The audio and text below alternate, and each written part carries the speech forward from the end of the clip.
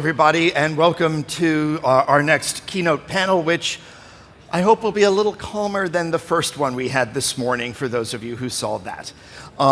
We are just waiting for a couple of the panelists to get mic'd up, but we are now going to, I'm going to ask Güliz to come back up on stage, Patrick Roux, if you'll come up, Anko, is Anko here? From SAS. Surain and from Pros and Julie from Microsoft are being mic'd as we speak. So let me just do, Güliz, very nice to meet you in person. Hello again. So let's see, one more. Sorry, Henry. Anko, hello, Hey, good, how are you? Yeah, why don't you just sit here since you're there, yeah, and cool. I'll pull this out. And there's Julie, and Surain will be there in a sec. Yeah.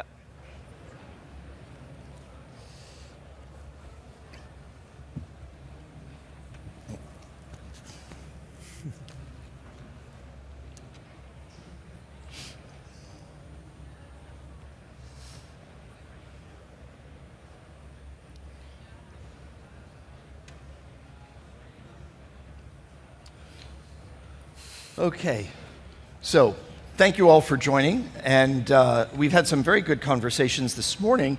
I'd actually like to start by building on something that John was talking about and we heard earlier, which is the concept of a digital native airline. And Güliz, Pegasus is a digital native airline. SAS is an adapter to it. But what I would like to understand is, where do you see the future opportunities over the next 24 months to make your airline's digital experiences, whether it's for employees or your customers, better? How can you, what new things excite you? Thank you. Yes, Pegasus, that's the right phrase to use, a digital native airline. We have, since 2018, we have started this digital transformation, and we have recently launched an innovation lab in Silicon Valley. I live in San Francisco. In San Francisco, in December last year. And to be just, that's for technology scouting purposes, by the way. It's not like development being done there, which is very expensive, but to be at the heart of technology.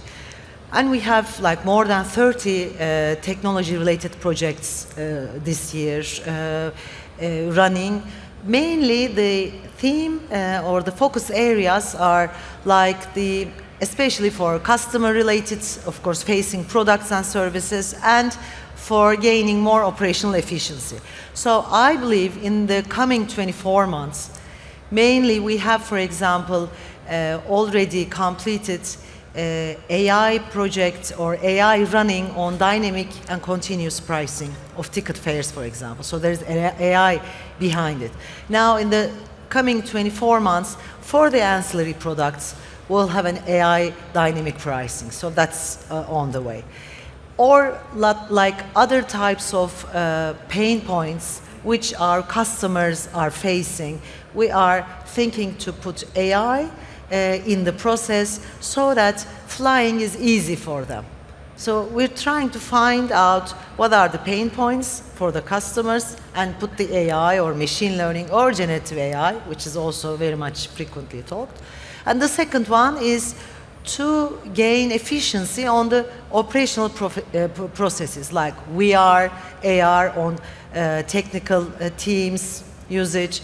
In the 24 months, more predictive maintenance, for example, using AI. These are the areas, or AI on safety, for example. So these are the ones we will be working on. And I think the aviation business, the aviation industry as a whole, 24 months is long time where we will see this AI is coming into our ordinary life. It's good times that we will see lots of things changing. Okay, good. Anko, what about at SAS? What's the digital future looking like? What excites us? Yeah, I think let's break it down, right? So commercial as a chapter, I think, is three things that we're focusing on. You're going to hear many of the same topics: real-time dynamic pricing or dynamic pricing, right? Just really factoring that in. I think we are pretty far ahead with that. It's a real business case which really looks promising, payback. I've also very much been a fan of what I call the golden triangle between our own data, the credit card data, and then the loyalty programs data, right? So the co-branded credit cards. I think there is really a world of opportunities there. I really believe that that is something that we can, we can really do great things. And then the other area is of course ancillaries, right? Staying on the commercial side. So ancillaries, we're doing all sorts of integrations now with other partners. Can be ground transport, can be of course the usual suspects, insurance business, and what have you.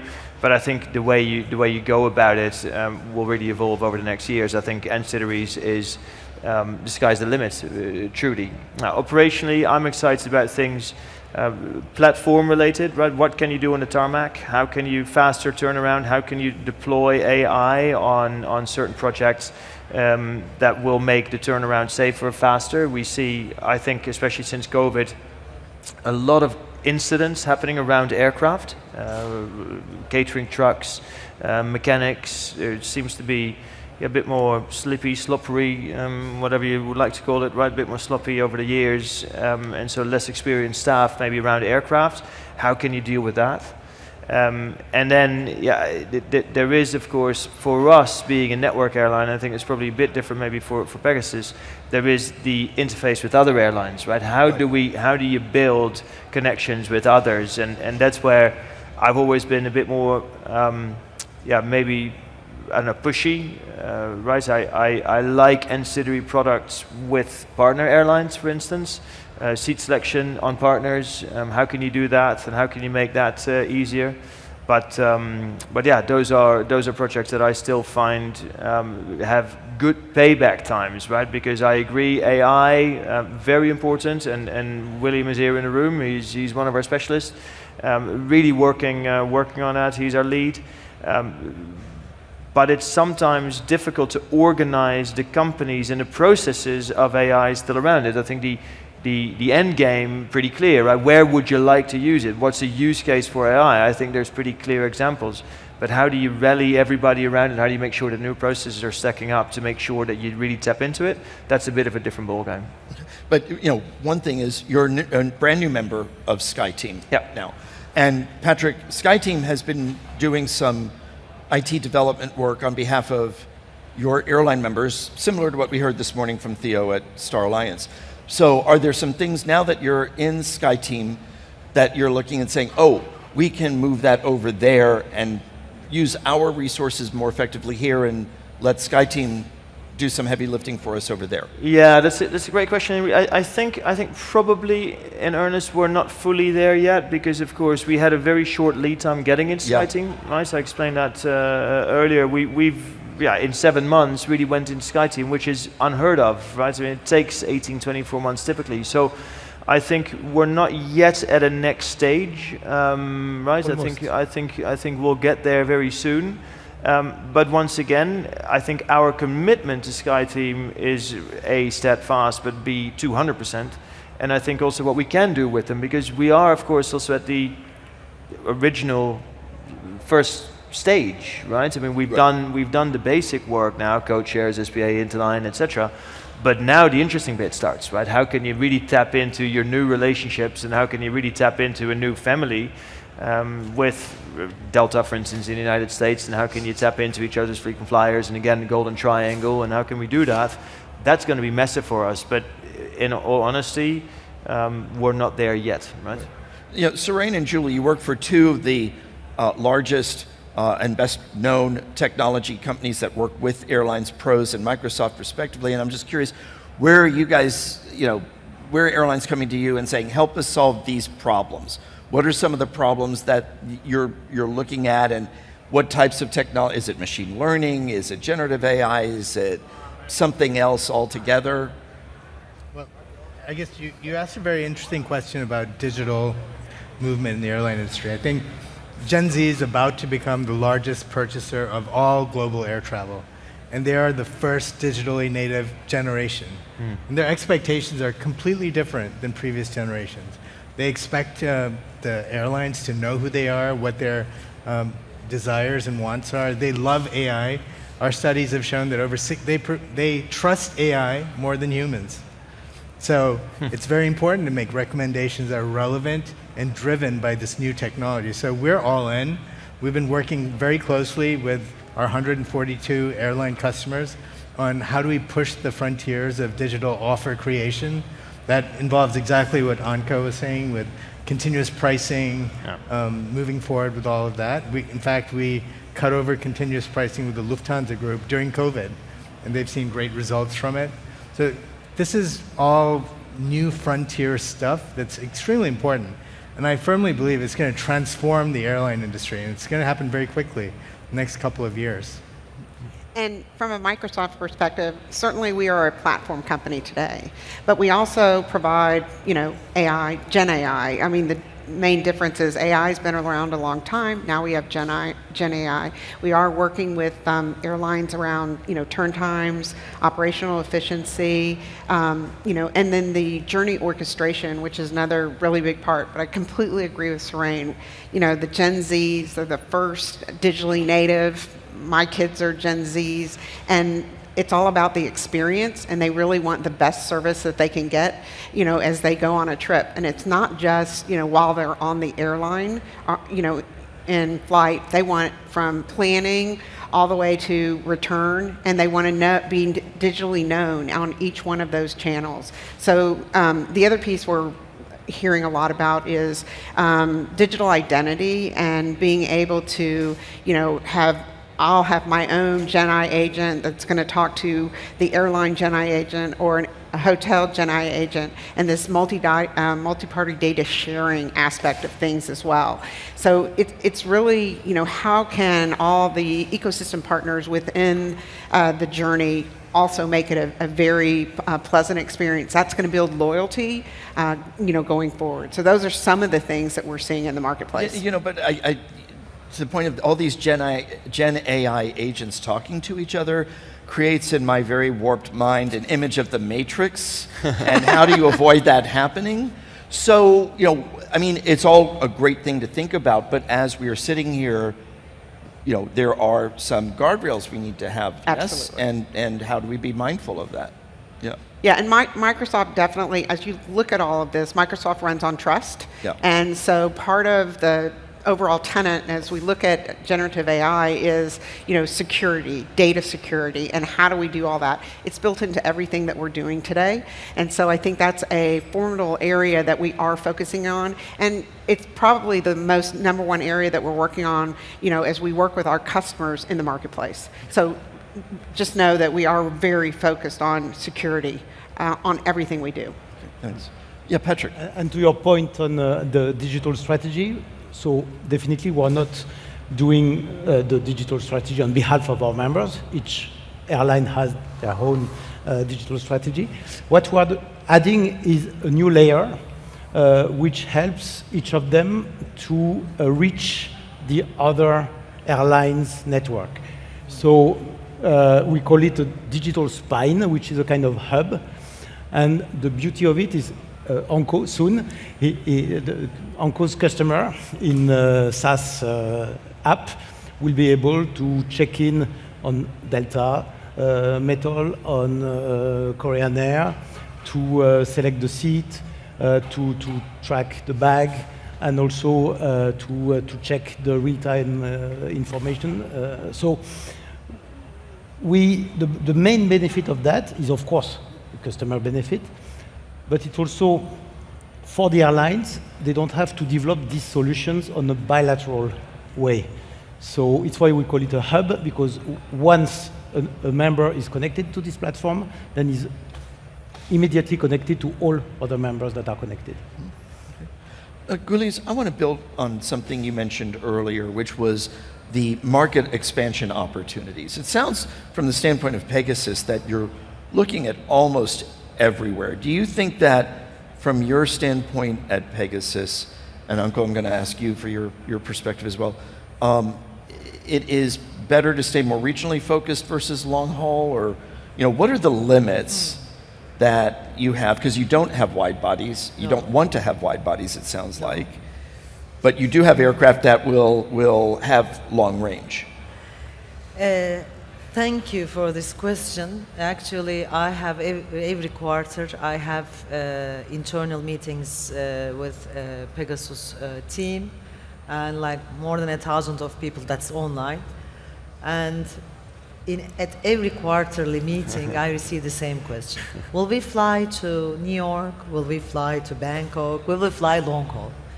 No, we have no intention, no decision, and no strategy at all. To go for long haul or to go for wide body aircraft. Why? Because this Istanbul is our hub, as I explained, and it gives us the flexibility to fly 6 hours out of Istanbul, which covers around 500 different destinations with this type of fleet. Right now, we're flying to 104 destinations internationally. And that gives us more and more destinations to be included within this range. And this model, LCC model, works best on this medium haul, short haul network. So I may say the growth for Pegasus will come from the range which we have from this narrow-body aircraft, with our fleet expansion, with our network expansion. But 500 destinations is still pretty massive. It's pretty massive, yes. All of them will come with its own strong demand. Of course, will not be as strong as all the other, maybe the very strong markets, but at the end, we are in such a geography and such an advantageous hub that we can cover that much amount of destinations within our network. Plus, I'm talking about from Istanbul. Antalya, for example, is another destination, another hub for us right now, a secondary hub. Izmir we use as a hub, Ankara we use as a hub. So, I think our strategy is to benefit also from the strategical positioning of Turkey and grow on that perspective. 80 million inhabitants? 82 million inhabitants. 82 million. 22 million only in Istanbul. Yeah. So it's and then incoming, right? So all of the tourists, Yeah, everybody else yeah, coming there. yeah. So hey, we're all jealous, right? Right. Pretty much in Europe, there's not much more you can have, right? Yeah, but what about from SAS's standpoint? Where do you see the growth opportunities? Because, again, established airline, founding member of STAR, now you're in SkyTeam, you've got partnerships. So where and how do you grow? And Yeah. Well, so first of all, I think part of it's come out already, right? We said we want to build the hub of Copenhagen much differently, much better in many ways. And I think there's definitely a sizable portion of growth that can come out of that. I think just rebanking it, making sure for next year that we set up the bank structure of Copenhagen differently allows us to add more frequencies to it, to destinations that we already have, but that's already growth in its own right. And then we've announced already 15 new destinations, right? So that's definitely what you can do in a hub. And look, the bigger the hub becomes, look at Dubai, look at London, look at Paris, the bigger hubs in the world, if you like, the more you can throw at it, right? So I think that's that. And then we need to figure out, is that the right ratio between wides and narrows? And I think we definitely can grow a bit in both there, right?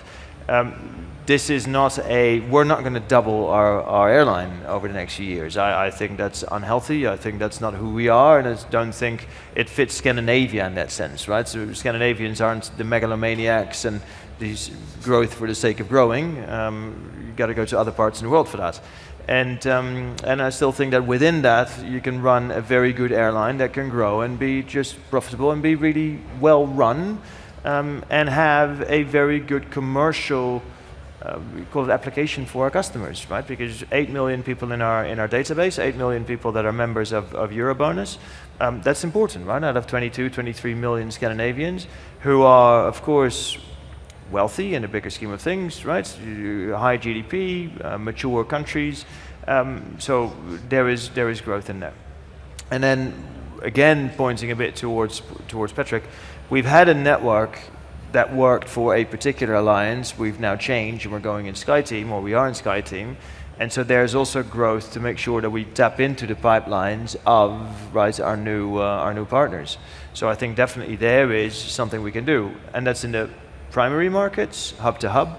But I think also with how scattered Scandinavia is and where people live in Scandinavia, I still see over the years a possibility for secondary destinations, Scandinavia to primary cities in, for instance, the United States, right? Or the primary hubs of Delta, or potentially even secondary. And I think there will be very interesting growth coming out of that. And thanks to SAS, we have now the northernmost destination in the world, Svalbard. We had already the southernmost destination with Ushuaia. So you see these complements. Connect the world. Right. Connect the world. But SkyTeam now has some other interesting destinations, train stations. So what's the role of intermodal? Is that something, clearly SkyTeam is looking at this. Is this something Pegasus would consider, linking with rail or bus to extend your reach to make it easier? Patrick, is this something SAS would consider, whether it's ferry, rail, bus, within Scandinavia to make it easier for people to reach your... Yep. Do you want to start with me, or Well, let's start with Patrick. Patrick. Yeah. So first of all, it's part of our sustainability strategy. But before everything, it's part of the customer experience benefit. The same customer 1 week is taking the Eurostar from Paris to London, and the week after is taking an Air France flight to New York. So it's a customer expectation to start with.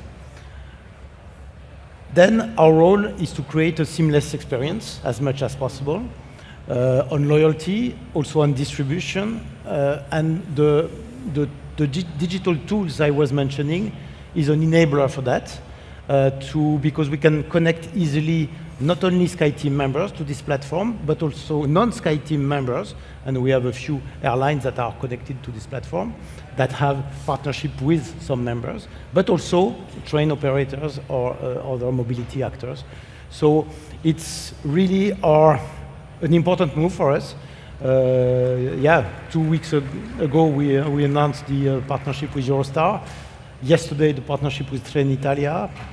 More to come. It's really a big move in the industry, also pushed by our members. It's interesting. Yeah, that is something that we have worked on, like maybe for a Turkish partner. Yes. I mean, within Turkey, like maybe 8 years ago. There, what is important, I agree with you, Patrick. I mean, what is important is you give the customer should get the same type of seamless, easy experience if you just give your customer to another company. So that seamless experience, that easy experience is only possible if technology-wise you can have those infrastructurally compatible solutions in front of the customers. That was something that we couldn't at that time finalize, and that's why it did not proceed well within Turkey. But that is, as long as we want to be a travel partner of the customer, that's, I believe, is a way to go. But for that, technology-wise, the other partner should be at the same level with you, so that the systems are aligned, the service is there in front of the customer without any hurdles in between, because at the end you are the responsible party for the customer. So we are not, of course we're open for every type of cooperation or for a customer's actually need and request. But that investment is crucial. Both parties should be at the same, let's say, level to cooperate with. Okay, that's a good point. Anko?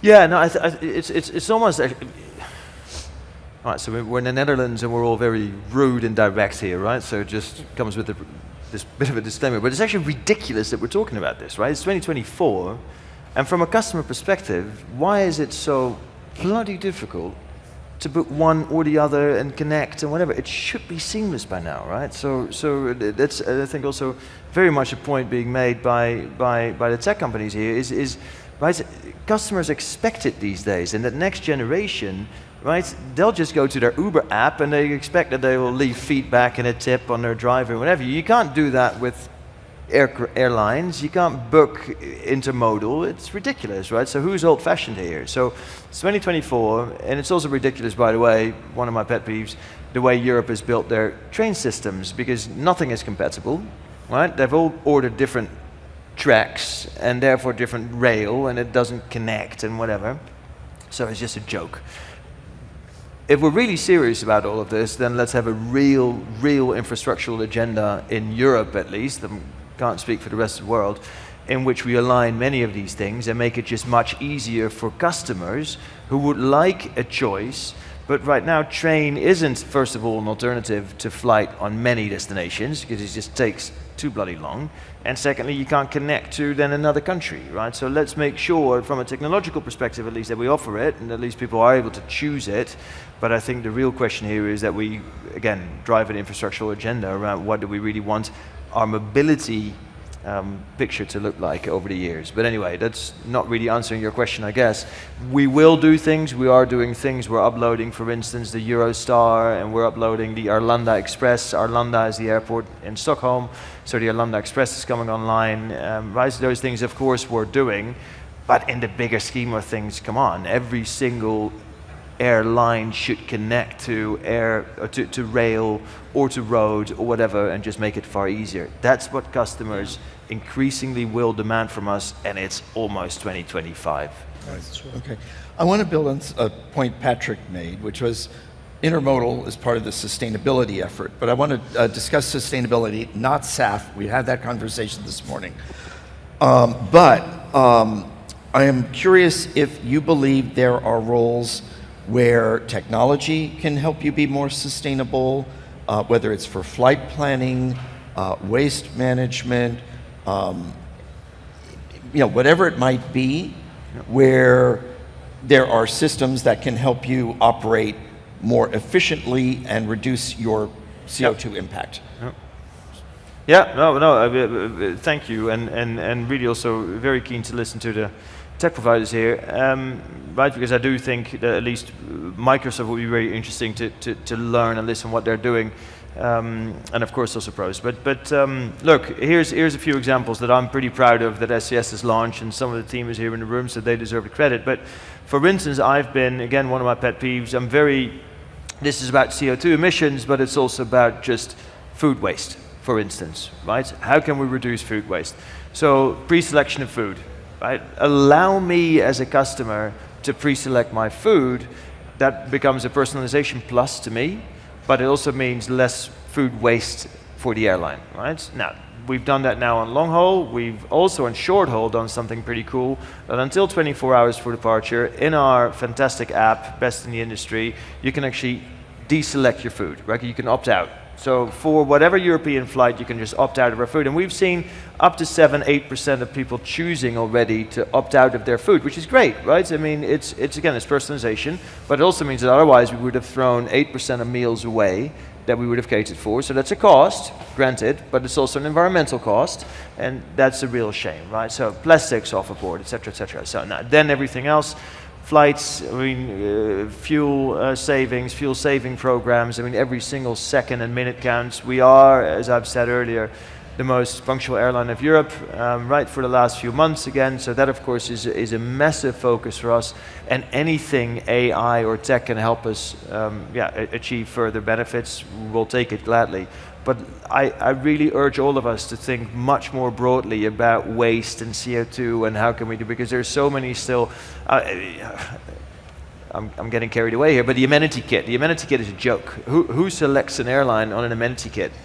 And how much of the amenity kits are being thrown away in the end, right? So let's just, I would love to do something with just abolishing amenity kits in the industry in the first place. And I know that many other airlines in parts of the world will not like it and they think it's really core, but why do you need to give me something? I never accept them anyway. Why do you need to give me something that pretty much every one of you throws away within an hour or two after a flight? It's a waste, So how do we think about waste management altogether? Interesting. Patrick? And it's also the role of an alliance to make sure we can exchange best practices. And it's what we are doing for the third year. We are organizing a friendly competition called the Aviation Challenge, and SAS is already part of it this year. Really, the purpose of that is to test new ideas, to reduce the footprint. It's also to exchange on them and to adopt them and to make them processes and product by sharing among members. It's really powerful. We are opening now to non-SkyTeam airlines because it's an industry move, and that's also the role of an alliance to do that. Julie, yeah. From a sustainability standpoint, Microsoft is already carbon neutral, and then so this is a fundamental aspect of Microsoft, which I'm very proud to be a company like that. And I think the other thing is we also look at, one of the things I love about Microsoft is we eat our own dog food, drink our own wine, we use our own tools. But the other aspect is we've got our own internal supply chain. So we've got a sustainable supply chain group, and we measure, air, land, and sea the same, over the same principles. And so over the last 2 weeks, we've had several different announcements around sustainability. One was with DB Schenker and Microsoft on sustainable marine fuel. The other was around the I-10 corridor and having EV trucks. And then that's a coalition. And then the third was around CO2 emissions, around CO2 Connect from IATA with BA and air cargo, and measuring CO2 and the aspects within the movement of air cargo for Microsoft. So we have our own cloud for sustainability. We do cover scopes 1, 2, and 3. And so we're very active in that area and very active in making sure that we are following the principles around carbon. We're founding members of SABA, RSB. We've done book and claim pilots. So we're very active in this area and would welcome working more with the airlines. But the one thing is internally we practice what we are really standing for and looking at air, land, and sea, and we'll welcome working with the airlines itself. And we do a lot with SAF with the airlines as well, and the ecosystem partners. There's been discussion of Gen Z and their importance to the future of our industry. One thing we know from our research, Gen Z expects everything to be highly personalized. Now, the irony is they don't want to share data with companies unless they know and trust the company, even though they will put absolutely everything on social media. But it creates a great opportunity for airlines to do more with personalization. Güliz, I'd like to start with you, and then Surain, ask you about how you're approaching personalization, because there's so many opportunities, but there's also this fine line between cool and creepy that as businesses, we want to be respectful and responsible, but not something that's going to get us into trouble. No, exactly. So we have to be in compliance with all the laws and regulations. That's the critical part of it. Plus, you're right, customers, we are all customers for other brands, right? Not the airlines only. So, but if we do not share our data, then it's not possible to have that data and to personalize it and to give any type of offering or products or services. That's for sure. We all know that. But still, most of us just questions when it pops up, like if you want to share your data with the company. Yeah. So what we do, we're running our loyalty program called Bol, which is the backbone of our personalization program and personalized offerings. That Bol program has more than 10 million members now in it. We're trying to, I think this is the only way to do so, and our team is here, they are running it very successfully, that to tell our customers and the members, who would be the potential members, the benefit they would get if they share their data with us. And the ones who have shared their data, they also generate a word of mouth because we are personalizing their travels. We give them all the info needed, or some offerings in terms of ancillary products, or some campaigns. Who would they receive those campaigns if they are sharing that data with us? So that is something, an area we are really focused on to persuade our customers that they can trust us and share their data with us. That's also, that trust relationship is very important. I mean, if you get their data, once you promise that you use it for that purpose, then you have to do that for that purpose. And there's an AI and machine learning integration done, I think, 2 years back, right? For our personalized offerings. So the campaigns, the ancillary offerings, the personalized one are running on an AI and machine learning algorithm now.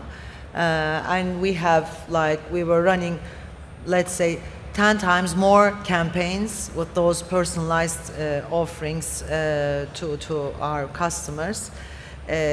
But also with the campaigns, the promotions, personalized offerings is an area where the Gen Z is after. But one area is also while they are booking their tickets, once they are booked, and then during that travel phase, they want to see those personalized aspects of the travel by the airline company through the app. So we're trying to also have our mobile app, that 360 view, giving that type of service to our customers, but without forgetting that the population is getting older. So there is more and more passengers who would be traveling. I had a report from McKinsey that over 65 years old. So we should not forget that we have that type of not only Gen Z, but customers the populations are getting older. So the issue is to be easy enough. That's the issue. I mean, to be easy enough through all those processes. And once their data is with us, once we know them, that easiness is increasing. So that's what we are trying to show as a use case to our customers. So I really believe personalization is the big opportunity for the airline world today. We've all heard about offer order, and offer is really about the ability to create relevant, personalized offers that we can fulfill effectively. Order is the fulfillment part. The moment is now because AI is very good at this, and it's been pioneered outside of the airline industry with retailers, et cetera, with Amazon, cross-sell, upsell, so on and so forth. Now, the benefits of personalization are not only for the airline with increased conversion, but you have increased customer satisfaction as well. So this truly is a rare win-win situation. The problems that we've seen is the airline organizations are often not aligned to support these digital initiatives. You'll have revenue management trying to optimize the revenue. You'll have the digital domain trying to optimize conversion, and they don't align. So we think it's a huge opportunity, not being well executed by all the airlines in the world, but it's important to get that focus. The other important point here is airlines are first to wallet of just about every traveler in the world. What does anyone do? You book your airfare first, then you look at hotel and other things. So with personalization and offer optimization, airlines have this unique ability to offer not only flights and flight-related ancillaries, but other very relevant portions of the trip and get that first wallet spend and increase their market share of a typical travel. In the US, a typical family trip, about $3,000 in budget, about $1,600 of that is for airfare. So what if an airline could expand the slice of the pie by being first to wallet through personalization, offer optimization? Huge opportunity to grow revenue and your customer base. I agree. I will say that first to wallet with my niece are the Taylor Swift tickets, and then the airfare. Yeah. But she and her Or friends. Coldplay, maybe. What? Or Coldplay. Yeah, they or But Coldplay. Taylor Swift is a unicorn. We're all second to Taylor Swift, aren't we? Yeah, exactly. but you know, but your point is valid, and there are something we've found is there are two wallets. There's the base fare. There's the budget right. we set. That's And- right. But through the research that I've done, we know there's a second wallet, and that's Right. the ancillary, and that's the fun wallet, and that's the upgrade, or that's the extra legroom seat, or the Experience. whatever else. Yeah. And that's, I think, a huge opportunity that we can do a better job of tapping into. Yeah. Or is that something that you guys are looking at, Anko? Yeah, no, I think I definitely think so. I want to take you back. Sorry, because I'm still stuck on the old question. Sorry, because there's one thing, and this is I don't think it's even self-promoting because we're one of the first airlines doing it, but I don't think we're the only ones. But again, back to sustainability and how we can just focus on so much more stuff than there's these reusable bag tags, right? So we have launched Electronic? You mean like a, yeah. And so we've done a pretty cool thing. It's a conscious traveler program, 10 steps in the program, and you become a conscious traveler. And it's about learning about biofuel. It's about okay, great, and you get a bag tag that you link to your Eurobonus program, right? Our loyalty program, and it's linked to your PNR. And so with that, you're able to just get rid of all the paper, all the printing, all the plastics that are needed to stick stuff onto your suitcase. And so I'm very keen on it because it's so practical. It's so clear that you can make a dent. Because if the whole world would be doing that instead of all those printed boarding, not printed boarding passes, but printed bag tags, and just think about it.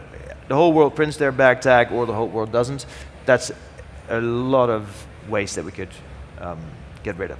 Right. So anyway, I'm still stuck with that one. No, I think that's an interesting point. I think we should. Yeah. I think we should sell those printed boarding passes. I'm sorry? We should sell it. The bag tags. Yes. Yeah. No. Well, there's companies there's- here, and again, they're doing it. You- We've done it So that, ourselves. I mean, if it is, because this is also environment friendly part of this, but the customers are not so aware of what we're trying to do. I mean, the bag tag or the boarding pass is a vital part of the travel. They see so. However, I mean, as long as you get it from your app, as long as the technology is there is no need for that. Yes. So, but I mean, having it as an ancillary, I mean, if you want to take it, don't take it, because for environment purposes also you don't need it. And then if you still want to take it, then you should pay for it. So It's an maybe interesting that's idea. That's the easy. There are airlines doing it. It's a very interesting idea. We're working on it, right? So, all right, we are unfortunately out of time. I wish we had more time, but I want to thank you all very much for all of your contributions. Surain, Julie, Patrick, Güliz, Anko, thank you all. Ladies and gentlemen, we will be on a break here until 2:40 p.m. So there are other sessions that may be taking place. You're welcome to attend those. Hope to see you back here at 2:40 p.m. Thank you all. Thank you. Thank you.